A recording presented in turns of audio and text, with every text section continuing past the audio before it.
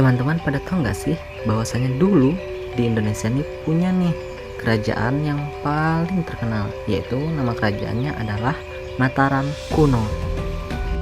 Nah, kita masuk ke penjelasan yang pertama ini teman-teman, yaitu adalah pemindahan pusat kerajaan dari Jawa Tengah ke Jawa Timur. Oh my God, what is that? Oh my God, what is that? Nah, salah satu peristiwa yang paling unik itu adalah pindahnya pusat pemerintahan Mataram kuno dari Jawa Tengah ke Jawa Timur yang dilakukan oleh Raja Empu Sindo sekitar tahun 929 Masehi. Alasannya itu masih diperdebatkan nih, tapi ada beberapa faktor yang diduga, yaitu yang pertama adalah letusan dahsyat Gunung Merapi, yang kedua bencana alam seperti banjir dari Sungai Bengawan Solo, yang ketiga atau yang terakhir adalah ancaman politik dari kerajaan Sriwijaya di Sumatera. Perpindahan ini menandai akhir dinasti Sanjaya dan permulaan dinasti Isyana di wilayah Jawa Timur. Penjelasannya kedua yaitu adalah koeksistensi dua dinasti, Sanjaya dan Shailendra. Di masa Mataram kuno terdapat dua dinasti berbeda dengan agama yang berbeda, yaitu dinasti Sanjaya yang beragama Hindu, sedangkan Shailendra yang beragama Buddha.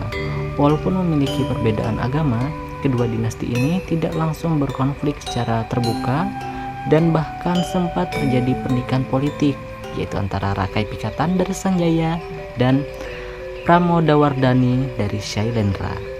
Nah, di pembahasan ketiga yaitu adalah pembangunan candi-candi besar secara massal. Era Mataram kuno dikenal sebagai masa kejayaan pembangunan candi, termasuk Candi Borobudur yang dibangun oleh dinasti Shailendra dan Candi Prambanan yang dibangun oleh dinasti Sanjaya serta candi-candi lainnya. Nah, menariknya lagi teman-teman, candi-candi tersebut yang merupakan candi Buddha dan Hindu dibangun berdekatan, menandakan tingkat toleransi dan teknologi arsitektur yang sangat tinggi pada zaman tersebut. Konflik Balaputradewa versus Rakai Pikatan. Setelah kematian Raja Samaratungga, terjadilah konflik antara Balaputradewa putra Samaratungga dinasti Shailendra dan Rakai Pikatan dinasti Sanjaya, suami dari Pramodawardhani. Rakai Pikatan menang dan Balaputradewa melarikan diri ke Sriwijaya dan kemudian menjadi raja di kerajaan tersebut. Ini merupakan contoh konflik antara pewaris kekuasaan dengan latar belakang politik dan agama. Prasasti-prasasti yang detail dan informatif.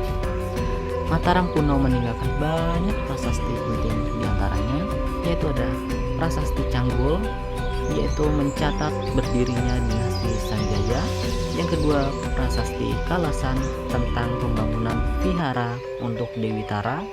Yang ketiga, prasasti Balitung menyebutkan sistem administratif kerajaan. Beberapa prasasti bahkan mencatat hukuman bagi pelanggar hukum, pengaturan pajak, dan pembangunan desa perdikan atau desa bebas pajak yang menunjukkan sistem pemerintahan yang sudah maju. Peran besar wanita dalam politik. Pramodawardhani, putri Raja Samaratungga, adalah tokoh wanita penting dalam sejarah Mataram kuno, yang dimana ia menikah dengan Rakai Pikatan selaku pemimpin dinasti Sanjaya. Yang kedua, membantu pembangunan candi tercantum dalam prasasti Kalasan, dan yang terakhir berperan sebagai simbol penyatuan dua dinasti besar tersebut, yaitu dinasti Shailendra dan dinasti Sanjaya. Itu dia penjelasan dari saya mengenai kerajaan Mataram kuno yang merupakan kerajaan terbesar di Indonesia di zaman dulu, di mana kerajaan Mataram kuno bukan hanya pusat kekuasaan, tetapi juga pusat budaya, agama, dan teknologi. Di masa klasik Indonesia, peristiwa-peristiwanya mencerminkan kompleksitas politik, keharmonisan agama, dan kemajuan peradaban yang luar biasa untuk masa itu.